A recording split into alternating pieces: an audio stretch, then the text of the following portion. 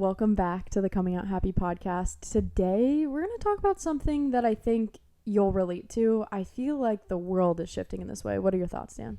The world is definitely shifting. I mean, it's been such an intuitive thing for me that I have had to figure out a way to have more of this in my life. And I think by us being able to speak about this today, it just brings more awareness to it. And hopefully you can relate to this too. I've been feeling like we've severely been missing community. And I think it was only until COVID, honestly, that we had this wake-up call that we all felt so isolated. And maybe before, I don't even really remember feeling super connected before, but I think it just was amplified by 2 years of isolation. And now reconnecting and going, some of this feels very surface level. Like community and connection doesn't actually feel as deeply connected because I think we've recognized so much about the relationship with ourselves. Does that make sense? Yeah. So on this podcast today, I really want to talk about how community can impact us and the direction that we're going to go in with Coming Out Happy, and how queer adults all over the world can be supported with community, and what we plan to do, and how we can all come together, and why I feel like this is so relevant and important in all of our lives. And I'm going to tell a little backstory too of how I felt disconnected at my corporate job and what it's led to today, and some of the realizations I've had about where we want to go and support and really make these spaces that we're all living in every single day a better place. Does that sound good? So let me just start here. And Dani, if you want to add in your piece too, I really remember being in the corporate space and not feeling comfortable in my queer identity. And I think we can all agree that where we are in 2023 in June, things are looking a little wild out there, especially with everything that happened with Target and Bud Light, and just the attacks on the community right now are at an all-time high. I think HRC just announced a state of emergency for LGBTQ plus adults in America. So with that being said, more than ever, it is so important to educate, for people to connect with our stories and who we are. And that's why I want to share. And I want to encourage you to share your story too. And also to come back together and create this idea of inclusive belonging and what it looks like to really be in community, and not just say we're a part of a community, but to really feel supported. So when I was in corporate, back to that story, I remember just not feeling like I could be myself. It was always assumed about who I was with, and it just gave me this idea that I couldn't be my authentic self, that I could not show up as that version of myself, because if I did, I would lose my position. I would maybe jeopardize promotions. And listen, we're all trying to survive out here. It's an expensive world that we live in, and I did not want to do that. And I got to a point where I felt so isolated. I felt like when I was going through something personally, because let's be honest, when you go to work every single day, you're still the same human that you are outside of work. And we are our personal selves in all settings. I really, really believe that. And so when we can show up that way and say, hey, I'm struggling with this, or I'm going through something, or you know what, my relationship or whatever is not going how I'd hoped, and you have the ability to have someone to share that with in your space that you're spending majority of your time in, that's a game changer. So I didn't feel that way, and I started to really notice the effects on my mental health, and I actually walked away from the job. So I think a lot of people, and I've heard so many different stories of people who have walked away from spaces where they don't feel included. And I think so much of that can be avoided if we learn how to fully support each other. And so over the past couple of years, and a bunch of years for you, Dani, working with LGBTQ plus adults all over the world, I've just seen that there's one common theme, and it's that theme of rejection. And we are not wanting to show our vulnerable selves. We are not wanting to open up because we don't want to be rejected. And so how do we create spaces where there's less judgment, where we can really show up and be seen? And I think it really starts with that education piece. And so what Dani and I have shifted a little bit into, and have done some in the past, but more so now, is we have to go into these spaces and be more educational to our allies, to people that may not fully understand our community, because when you have the education, you have the knowledge, you're able to be a better ally, you're able to show up better, you're able to hold space better, because you just have taken that time to learn. But there's not a lot of people really teaching this in this way of how do we do it from a storytelling, connect with the stories of people in our community, people that have struggled. I mean, even if you're a queer adult listening to this and you are somebody that has struggled with internalized homophobia, one of the best things that you can do is learn the history of our own community, to connect to people that have come before us, the Black trans activists that have been a part of where we are today and have helped us get here. I feel like I've been talking a lot, so why don't you jump in here? No, I was thinking, like, there are two sides to what we do. Our mission at Coming Out Happy is really to create a better space, a better world for queer adults. And we've been trying to do that all over the world for the last few years. And the way that we've been moving recently is trying to help corporate create more inclusive spaces, while also trying to create just more wholesome, wellness-focused spaces for queer adults, in person and virtual. Well, let's touch on that for a moment. I mean, most of where queer people went years and years ago, because they had to, right, was the bars. And there was always this secrecy theme and underground and hidden. And what I want to do is expand that outside of those settings and allow people that are maybe sober or don't want to be in those spaces to have these connections without this social lubricant. And I'm not saying that that's a bad thing to go to the bars, but I believe that there's room for deeper connection where we can expand and really hear each other. Oh my gosh, I can't tell you how many times I've been to the bars and I can't hear anybody. And it's genuinely a funny thing because everyone's just screaming at the top of their lungs trying to have a conversation. I lose my voice. And again, it's like what we're trying to do is not against doing things like that if that's what you're into.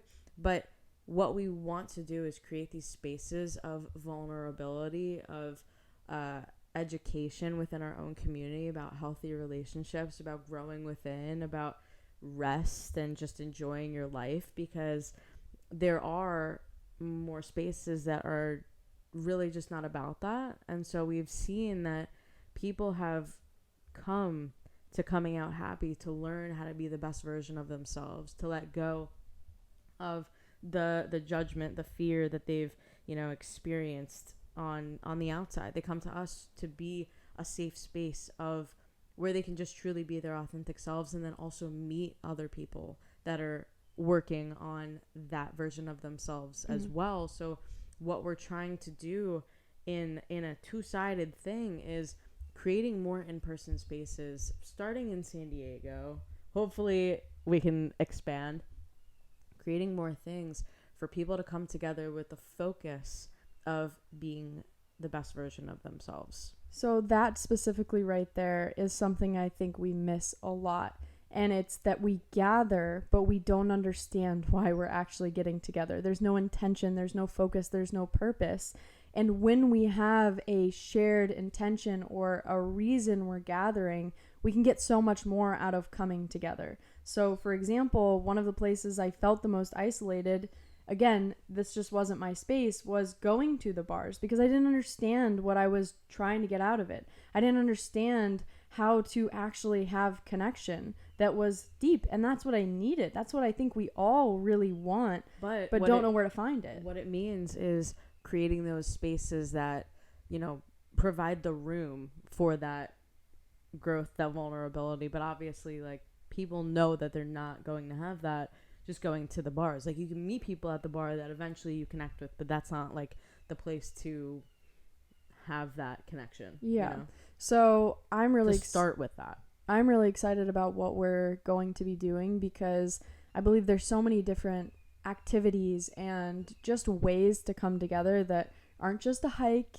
Okay, I know, but different ways to really just be together, if you're sitting in a circle, to be in community, to have deeper conversations, to understand one another, to try something to learn new from each other. Yeah, and bringing together people of all backgrounds, people that have maybe never been in queer community before, have been afraid to actually go to these spaces because they fear the stereotypes that are already out there. I mean, we've seen so many different people come into our spaces, and I think one of the things that I always hear is that I wasn't afraid to come into the space because something Dani and I always talk about is there will be no bullying, there will be no judgment, no discrimination, just being able to be your true self. And we embrace that. Oh my gosh, there's so many times at our events where people are just jumping up and down and they're taking up so much space, and I'm jumping alongside with them, and we're just having a great time. We're yelling, we're being loud, we're doing whatever we want. Our 3-day queer wellness retreat, which went absolutely incredible. Can you believe that was the first one? No, that was amazing. It was located in San Diego, California, and it was just such a beautiful experience for everyone to come together from all over the US and be able to just learn and be vulnerable. Like, that was a space where they had already been working with us for a year or plus, and they had learned our signature Pride Method framework, which is really teaching them how to go from insecure in who they are and not feeling like their authentic selves, and then using somatic therapy practices, which is Keely is a somatic attachment therapist, to become a more secure and authentic version of themselves. So they had already been doing a lot of work virtually with us, and then to all meet together after going through our program over like different time periods, come together and really dive into what it takes to create these different connections, because vulnerability leads to greater connections, and just that having that space to just connect, Yeah, I was gonna say that there's also another important key piece to everything that we are trying to do here, and that's the opportunity to collaborate. Dani and I want to bring together and connect people that want to also facilitate these spaces and maybe aren't sure where to start or need some support or want to be amplified through our platform, whatever it may be. We are looking for people and putting it out there into the world right now. So if you're someone that's listening and you want to facilitate these spaces, you feel like you have those leadership qualities where you'd like to bring something together or be a part of an event. Are you saying in San Diego? I would say anywhere. Honestly, we want to expand this. Of course, we're going to be starting in San Diego, and I believe we already have in so many different ways. But if you are someone that lives somewhere else in the U.S. or maybe even out of the country, if there is an opportunity for us to collaborate, we want to bring together all different kinds of activities and specialties and different kinds of people to create the most incredible focused wellness events that are really beautiful and can show people how to love themselves more and how to just dive deeper into community in a new way. Yeah, because I think what a lot of these different events are like lacking on the outside, which is why we see the need to create them ourselves, is people can come together from all different backgrounds and have these, like speed dating events, or have these, like just friendship hangouts. But if we're not all there for a specific reason other than just because we're all feeling lonely, it's hard to connect with other people. But when we come because we want to be the best version of ourselves and actually are working on learning the different tools to get there, there's a mission, there's a reason why everyone is there. And so I've done a ton of research on like what types of events are out there, and maybe there are events out there like music that you really like, or like different activities or whatever. We're really trying to create a space that brings together so many different aspects of life, but the reason people will come to us is because they want to focus on their personal growth and cultivating healthier connections between their platonic, their romantic relationships of all different kinds. Yeah, absolutely. Today's podcast was all about community and where I believe we can all plug in. And I'm really excited. I'd love to hear your feedback on this podcast, what you're hoping to get out of community. We actually have a form that I want you to fill out if you're interested in attending a San Diego event. And then also if you are interested in hosting something of your own, send us a DM on Instagram at Coming Out Happy. We'd love to talk to you more about that. Or email us at team@comingOutHappy.com.